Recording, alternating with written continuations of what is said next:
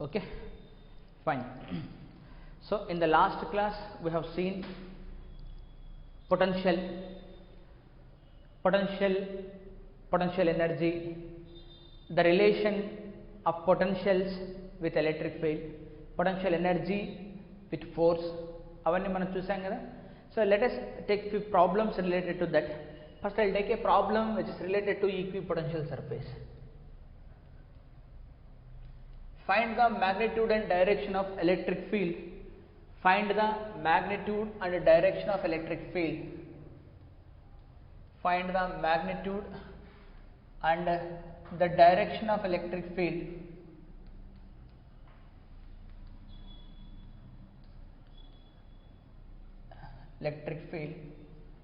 For the following equipotential surfaces. For the following equipotential surfaces.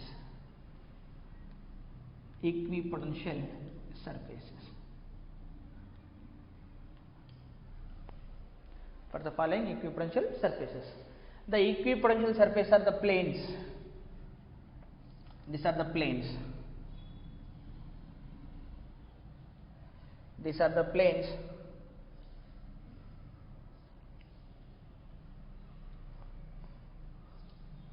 equidistance planes.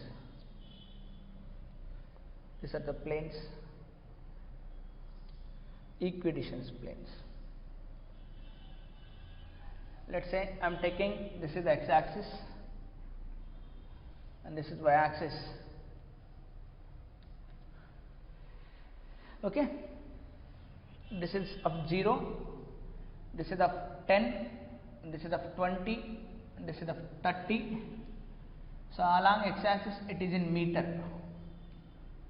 So length is in meter. Let's say this is of 100 volts. Let's say this is of 80 volt. Let's say this is of 60 volt. Let's say this is of 40 volts. Okay, these are the equipotential surfaces, and they inclined with the x-axis an angle of say 53 degrees. So they inclined with the x-axis by an angle of 53 degrees. Okay na? So ఇప్పుడు మనము direction of electric field and magnitude of electric field మనం comment చేయాలి. Comment చేయడానికి first మనకు ఈక్విపొటెన్షియల్ surfaces కి electric field ఎలా ఉంటుంది first point మీరు చెప్పాల్సింది. The direction of electric field for equipotential surface perpendicular ga untada, normal ga untada. The first point you have to notice here. So E is normal to equipotential surface. Normal to equipotential surface. Normal to equipotential surface. First point. Normal అంటే వీటికి పర్పెండిక్యులర్గా, అంటే వీటికి పర్పెండిక్యులర్గా అంటే ఎలా అయినా ఉండొచ్చు. ఇప్పుడు సపోజ్ వీటికి పర్పెండిక్యులర్గా అంటే ఇలా, these are the perpendiculars, these are the perpendiculars, అంతేనా? These are the perpendiculars.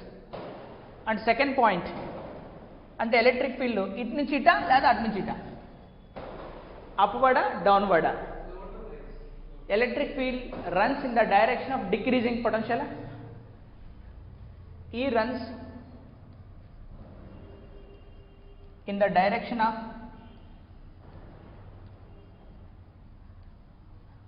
decreasing potential. Decreasing potential అంటే 100 నుంచి 80, 80 నుంచి 60, 60 నుంచి 40 అంటే ఇలా ఉంటుంది ఇప్పుడు ఎలక్ట్రిక్ ఫీల్డ్ డైరెక్షన్ ఇది, అంతే కదా? This is the direction of electric. It is running like this. Okay, fine. So now the magnitude of electric field will be is equal to the potential difference multiplied by perpendicular distance between them. ante kada, E is equal to dV by dr. So dV is equal to E dot dr. ante akkada enti akkada manaku only perpendicular component maatrame vastundi. So perpendicular distance telusukunte saripotundi. Etla vastundi perpendicular distance? Idi ఇదే కదా perpendicular distance అంటే. this is perpendicular distance, ఇదే perpendicular distance. అంతే అదే కదా perpendicular distance. దాన్ని ఎలా కనుక్కుంటామో చూద్దాం. ఏదైనా రెండు తీసుకుని మీ ఇష్టం. ఇది తీసుకుందాం. సో 20కి 30కి మధ్యలోనే తీసుకుందాం. I'm taking in between 20 and 30. This is the x axis and this is y. So 20కి 30కి ఇదేనా. సో పర్పెండిక్యులర్ అంటే ఏంటి? ఇదేనా, ఇదే కదా పర్పెండిక్యులర్ డిస్టెన్స్, అంతే కదా. సో ఇది ఎంత యాంగిల్? ఇది 53 degrees. So this angle is 53 degrees. So this angle is 50. ఇది మరి ఇదంతా 20కి 30కి మధ్యలో ఉందంటే 10, అంతే కదా మనకు. సో 10, ఇది perpendicular. So I draw the triangle again. So I have this side length is 10 and this, and ఇక్కడ నుంచి ఇక్కడికి this is 90. This angle is 53 degrees and this is or perpendicular, అంతేనా. సపోజ్ కాస్ 53 degrees అప్లై చేసినామనుకో ఏమొస్తుంది? 90 degreesకి ఆపోజిట్గా ఉన్నది hypotenuse. This will the hypotenuse. దీనికి ఎదురుగా ఉన్నది అంటే సైన్ అప్లై చేసుకోవాలి మనం, సరిపోతుంది కదా. So sine 53 degrees is equal to opposite side by hypotenuse. So అక్కడ మనం అప్లై చేసుకుంటే so magnitude of E will be is equal to potential difference దీనికి మధ్య 100కి 80కి మధ్య 20 అంతే కదా, 20 volts. So perpendicular distance will be sin theta. So sin of 53 degrees is equal to opposite side is R perpendicular and hypotenuse is 10. ఈ 10 ఇటు తీసుకొచ్చేసేయండి. 10 into sin 53. What is sin 53 degrees value? 4/5 approximately, 4/5. So that is E is equal to 200 into 4/5. ఎంత వస్తుందమ్మా ఇది? 5 4 జానా 40 times. 40 into 4 160. So volt per meter. So what is the magnitude of electric field? Uniform electric field, that is 160 volts per meter. What is the direction? Which goes like this. కావాలంటే direction చెప్పచ్చు మీరు. So ఇదే కదా direction, ఇదేనా direction. ఈ angle 53, ఇది 90, ఇది ఎంత అవుతుంది? 37 అవుతుందా? 37 అంటే ఈ యాంగిల్ 37, ఈ యాంగిల్ అంటే 180 minus 37, అంతే కదా. ఇది 130. So 180 minus 37. What is 180 minus 37?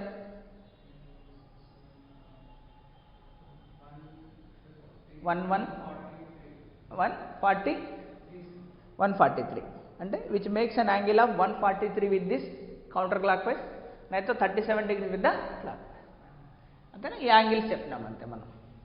So ఈ యాంగిల్ అయితే 37 degrees, ఈ యాంగిల్ అయితే 180 minus 37 degrees. So 143 degrees. ఇప్పుడు అర్థమైంది ఎలా చేయాలి ఈక్వి పొటెన్షియల్ సర్ఫేసెస్కి. సో ఈ 2 పాయింట్లు మనకు తెలియకపోతే అసలు ఈ ప్రాబ్లం చేయడం కష్టమవుతుంది ఫస్ట్ ఆఫ్ ఆల్, అంతేనా. సో మనకి వాటిని రిలేషన్ ఏంటి ఇక్కడ? What is the relation we have used here? This is the x axis in meter. ఇది మన ఫార్ములా వాడింది. E is equal to dV/dr. Minus sign indicates it will be runs in the direction of decreasing potentials. So దీని నుంచి నాకు delta V is equal to ఏమొస్తుంది? E dot delta R, అంతేనా మనం వాడింది. Sorry, delta V is equal అంతే E dot dr. ఏదైనా తప్పు చేసినామా? E is equal to delta V/డెల్టా R కదా. ఐఎమ్ సారీ, ఇక్కడ అంటే E ఈక్వల్ టు dV/dr కదా, బై చేయాలి మనం, by R perpendicular, delta V/R perpendicular. So delta V upon R perpendicular. So R perpendicular అంటే 10 sin 53.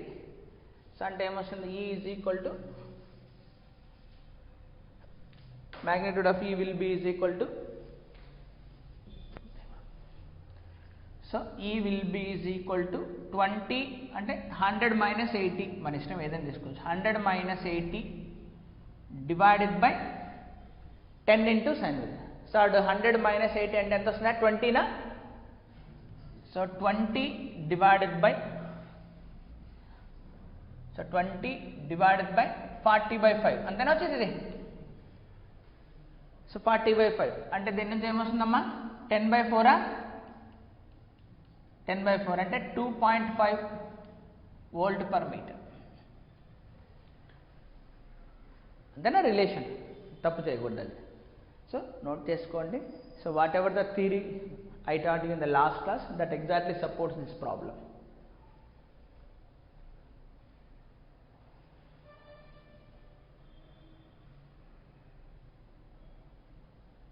So ఇది ఫార్ములా మనం వాడు.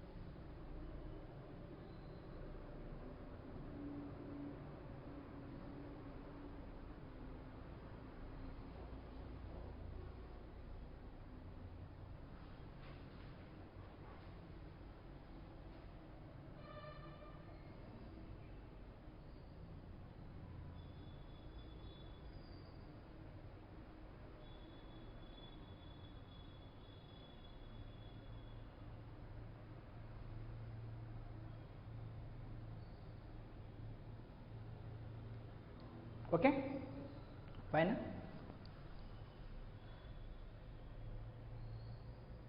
So I'll take another problem.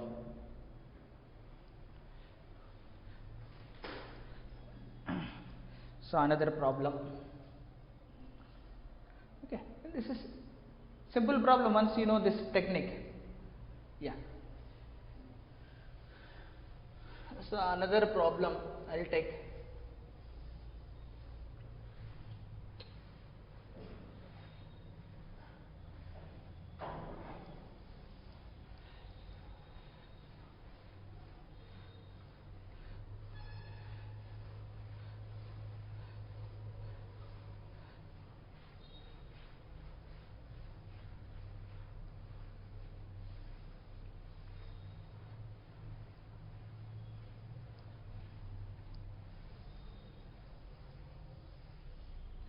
Let's say the problem is follows.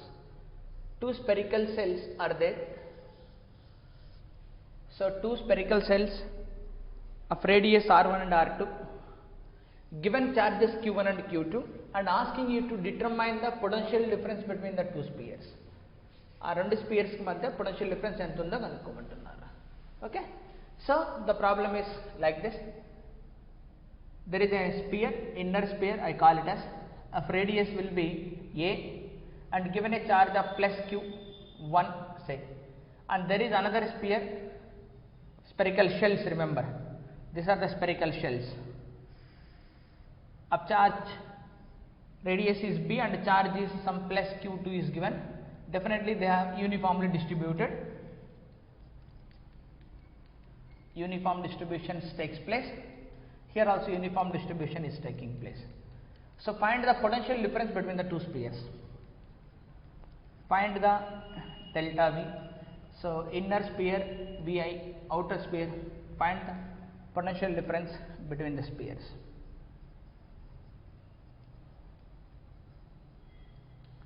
So inner sphere I call as I, outer sphere I call as O. So find the inner sphere potential and find the outer sphere potential, subtract it, you will get the potential difference. Okay. Then how to do it? So we can adopt here two techniques to determine potential difference here. The first technique will be as usual. What is the potential inside the spherical shell? Formula list undi kada. What is the potential inside the spherical shell? Inside the spherical shell is same as that upon the surface. That is 1 by 4 pi epsilon naught q by r. Inside A point దగ్గర అయినా సరే ఎంత ఉంటుందంటే surface మీద ఎంత ఉంటుందో అంత ఉంటుంది. The first method I adopt here, simple method 1 as follows. So I am calculating potential inside. So ఈ పాయింట్ దగ్గర దీని వల్ల ఉంటుంది ప్లస్ దీని వల్ల కూడా ఉంటుంది కదా, self and external, self plus external, దానివల్ల ఉండాలి, ఎక్స్టర్నల్ వల్ల కూడా ఉండాలి. సెల్ఫ్ దానివల్ల ఈ పాయింట్ దీనికి ఏమైంది, సర్ఫేస్ పాయింట్ అయిందా. సో సర్ఫేస్ పాయింట్కి పొటెన్షియల్ ఏమవుతుంది 1/4 pi epsilon naught q1 by b, then plus, then what about for the outside point? This is the outside point, sorry inside point, external ఉంది. ఈ point దగ్గర దీనివల్ల ఈ స్పియర్ వల్ల కూడా ఈ పాయింట్ దగ్గర పొటెన్షియల్ ఉంటుంది కదా. బట్ ఈ స్పియర్కి ఈ పాయింట్లన్నీ ఏమవుతాయి, ఇన్సైడ్ పాయింట్లు అవుతాయి. ఇన్సైడ్ పాయింట్కి పొటెన్షియల్ ఏమవుతుంది, same as that of on the surface. అంటే ఏమొస్తుంది ఇప్పుడు 1/4 pi epsilon naught q2 by b, అంతేనా, అంతే కదరా. ఇక్కడ ఎంత ఉంటుంది, ఇక్కడ ఎంత ఉంటుంది, ఇక్కడ ఎంత ఉంటుంది, ఇక్కడ ఎంత ఉంటుంది, దీనివల్ల అంటే దాని సర్ఫేస్ మీద ఎంత ఉంటుందో అంతే ఉంటుంది. దాని సర్ఫేస్ మీద అంతే ఏంటి, q2 by b నే కదా, అయిపోయినా. నెక్స్ట్ v అవుట్ సైడ్ అంటే ఈ పాయింట్ దగ్గర దానివల్ల సెల్ఫ్ ఉంటుంది ప్లస్ ఎక్స్టర్నల్ వల్ల కూడా ఉంటుంది. సో సెల్ఫ్ దానివల్ల అయితే ఏమొస్తుంది 1/4 pi epsilon naught q2 by b నా, అంతే కదా. సెల్ఫ్ ఎక్స్టర్నల్ అంటే ఈ పాయింట్ దగ్గర దీనివల్ల కనుక్కునేసినాం. మరి ఇది ఏమవుతుంది, ఇది దీనివల్ల కూడా ఉంటుంది కదా ఇక్కడ. మరి ఈ పాయింట్ ఈ స్పియర్కి ఎలా బిహేవ్ చేస్తుంది, అవుట్ సైడ్ పాయింట్లో బిహేవ్ చేస్తుంది. అంటే ఇప్పుడు ఏం చేయొచ్చు, ఈ స్పియర్ మొత్తాన్ని కాన్సన్ట్రేటెడ్ ద సెంటర్ దగ్గర తీసేసుకోవచ్చా. అప్పుడు 1/4 pi epsilon q by r, ఇక్కడ నుంచి ఇక్కడ డిస్టెన్స్, ఇక్కడ నుండి ఇక్కడ డిస్టెన్స్ ఏంటి బీనే కదా. సో ఆన్సర్ ఏమొస్తుంది ఇప్పుడు 1/4 pi epsilon naught, దాని స్పియర్ ఏమో q1 by b, అంతేనా. Now delta v, now delta v. So vi minus vo. So viలో q1 by b ఉంది, q2 by b ఉంది. దీంట్లో q1 by b ఉంది, q2 by b ఉంది. ఏంద్రా పొటెన్షియల్ డిఫరెన్స్, ఒక్క నిమిషం, ఇది సెల్ఫ్ v1 by a వస్తుంది. ఇక్కడ సెల్ఫ్కి ఏమొస్తుంది, అది దాని సెల్ఫ్ దాని పాయింట్ దగ్గర ఏమో ఏ వస్తుంది కదా, ఏ. సో q1 by a ఉంది, q2 by b అంటే q2 by b క్యాన్సిల్ అయిపోతుందా. సో ఇక్కడ q1 by a, ఇక్కడ q1 by b. సో అప్పుడు నాకు ఏమొస్తుంది, delta v is equal to 1/4 pi epsilon naught రెండిట్లోనూ ఉంది, q1 కూడా రెండిట్లోనూ ఉంది. సో దాని నుంచి 1 by a, దీని నుంచి 1 by b. So potential difference ఏమొచ్చింది నాకు, q1/4 pi epsilon naught 1 by a minus 1 by b. అంటే ఈ రెండింటి మధ్య పొటెన్షియల్ డిఫరెన్స్ ఏది డిసైడ్ చేస్తుంది, ఇన్నర్ సర్ఫేస్ మీద ఉన్నటువంటి ఇన్నర్ స్పియర్కి ఉన్నటువంటి చార్జ్ డిసైడ్ చేస్తుంది. అవుటర్ స్పియర్ నో రోల్, అంతేనా. అది క్యాన్సిల్ అయిపోతుంది కదా. అవుటర్ స్పియర్ సెల్ఫ్ ఎంత ఉంటుందో దాని సర్ఫేస్ మీద, దానివల్ల ఇన్నర్ కూడా అంతే ఉంటుంది కదా. అందుకని ఈ టర్మ్స్ క్యాన్సిల్ అవుతున్నాయి, అంతేనా. Okay, clear. Then what is the method 2? What is the method 2? So method 2 నీకు ఆల్రెడీ తెలుసు కదా, E is equal to minus dv by dr r cap, or otherwise దీన్ని ఇటు తీసుకొస్తే dv is equal to minus E dot dr. దీన్నే ఎట్లా రాయొచ్చు మనం ఇంటిగ్రేట్ చేసి రాస్తాం కదా, v final minus v initial or v2 minus v1. So vi minus vo is equal to minus of from ri to ro into E dot dr. E dot dr అంటే electric field తెలిస్తే వస్తుంది. మరి electric field ఎలా తెలుస్తుంది? By gas లా. ఏదో ఒక point దగ్గర మనకి ఎలక్ట్రిక్ ఫీల్డ్ తెలియాలి. ఏదో ఒక పాయింట్ దగ్గర మనకి ఎలక్ట్రిక్ ఫీల్డ్ తెలియాలంటే స్పెరికల్ సిమెట్రీ కాబట్టి you can construct the spear of radius r. So ఈ డైరెక్ట్గా వచ్చేస్తుందా? గాస్ లాలో లెఫ్ట్ హ్యాండ్ సైడ్ ఏమవుతుంది? E into 4πr². Right hand side ఏమవుతుంది? చార్జ్ ఎన్క్లోజ్డ్ అవుతుంది. చార్జ్ ఎన్క్లోజ్డ్ బై r² వస్తుంది. So charge enclosed by r². అప్పుడు ఏమొస్తుంది నాకు? q by r². అంటే q ఏంటది? ఈ గాషియన్ స్పియర్ లోపల ఏ చార్జ్ ఉంది? q1 వల్ల మాత్రమే ఉంది, q2 లేదు కదా, అంతేనా? ఇప్పుడు ఎక్కడి నుంచి ఎక్కడికి వస్తున్నాం మనము? ఇన్సైడ్ నుంచి అవుట్ సైడ్కి వెళ్తున్నాం, అంతేనా? ఇన్సైడ్ ఆఫ్ రేడియస్ ఎంత? ఏ. అవుట్ సైడ్ ఎంత ఆఫ్ రేడియస్? బి, అంతేనా? So inside to outside. So inside points నుంచి అవుట్ సైడ్ పాయింట్కి వెళ్తున్నాం. Inside of radius A, outside of radius B, 1/4πε0 q1 by r² into dr. Angle will be 0 degrees, అంతేనా? ఇప్పుడు చూడండి ఈ dot dr, I'm sorry, ఇక్కడ ఇంటిగ్రేషన్లో ఇక్కడ నుంచి వస్తుంది r0 నుంచి riకి, ఓకేనా? v2 minus v1 is v final minus v initial is equal to v final minus v initial is equal to initial to final integration. గుర్తుందా మీకు అది ఫార్ములా? సో అప్పుడు నాకు ఇంటిగ్రేషన్ ఎక్కడి నుంచి ఎక్కడికి? అవుట్ సైడ్ నుంచి ఇన్సైడ్కి, అంటే అవుట్ సైడ్ నుంచి ఇన్సైడ్కి, అంటే అవుట్ సైడ్ నుంచి ఇన్సైడ్కి వెళ్తున్నామంటే బి నుంచి ఏకి వెళ్తున్నామని, అంతేనా? అంతే కదా, అవుట్ సైడ్ నుంచి ఇన్సైడ్కి వెళ్తున్నాం. అంటే మనం ఇప్పుడు ఆర్ ఇంక్రీజింగ్ డైరెక్షన్లో పోతున్నామా, ఆర్ డిక్రీజింగ్ డైరెక్షన్లో పోతున్నామా? డిక్రీజింగ్. అక్కడి నుంచి ఇక్కడికి వస్తున్నాం. సో అక్కడి నుంచి ఇక్కడికి వస్తున్నాం కాబట్టి డిఆర్ కూడా మనం ఏం పెడతాం? మైనస్ డిఆర్ అనేది పెడతాం, అంతేనా? ఇప్పుడు ఆ మైనస్ ఏమవుతుంది? ఇప్పుడు ప్లస్ అవుతుంది. So V inside minus V out side will be is equal to q1/4πε0 integration from B to A 1/r² dr. So 1/r²కి ఇంటిగ్రేషన్ ఏమొస్తుంది? -1/r వస్తుంది, అంతేనా? సో -1/r వస్తుంది. సో అప్పుడు V initial minus V out side is equal to q1/4πε0 -1/r, upper limit A and lower limit B substitute చేయండి. -1/a మళ్ళా minus plus 1/b, 1/b minus 1/a, ఓకేనా? ఇంకోటి కూడా మైనస్ పెట్టాలి, మనం మర్చిపోయినాం చూడండి. ఎందుకంటే ఎలక్ట్రిక్ ఫీల్డ్ ఈ డైరెక్షన్లో ఉంటుంది, డిస్ప్లేస్మెంట్ ఈ డైరెక్షన్లో ఉంది. అంటే what is the dot product? Cos theta, cos 180 వస్తుంది కదా. సో కాస్ 180 కూడా పెట్టాలి. సో కాస్ 180 డిగ్రీస్ వల్ల కూడా మైనస్ వస్తుంది, ఇంకో -1. ఆ మైనస్ ఈ మైనస్ కలిపి ప్లస్ అయింది అనుకున్నా మీరు ఇంకా, అంతేనా? ఇప్పుడు ఈ మైనస్ ఉంటుంది.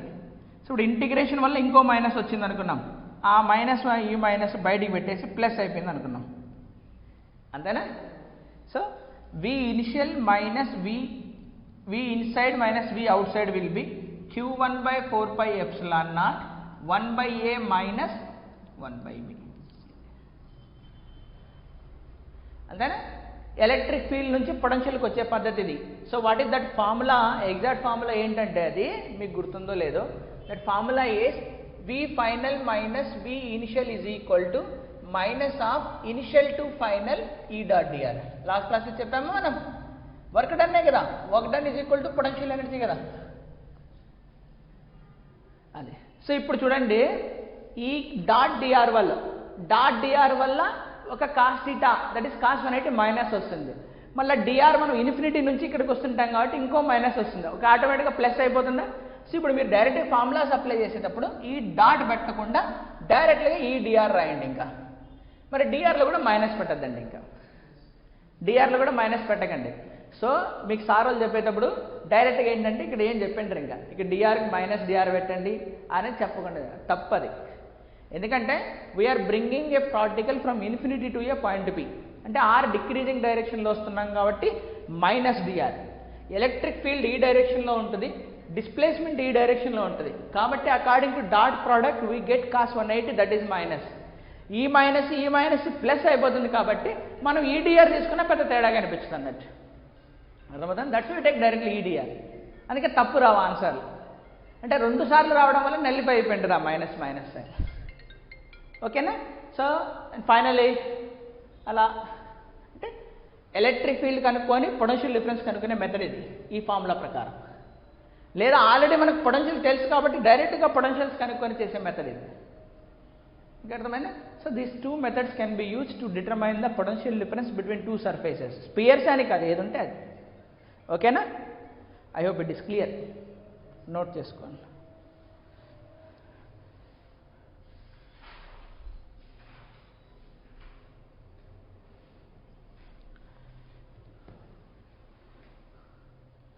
నోట్ చేసుకోండి. ప్రాబ్లమ్ సాల్వ్ చేయడం రావాలి చూడండి.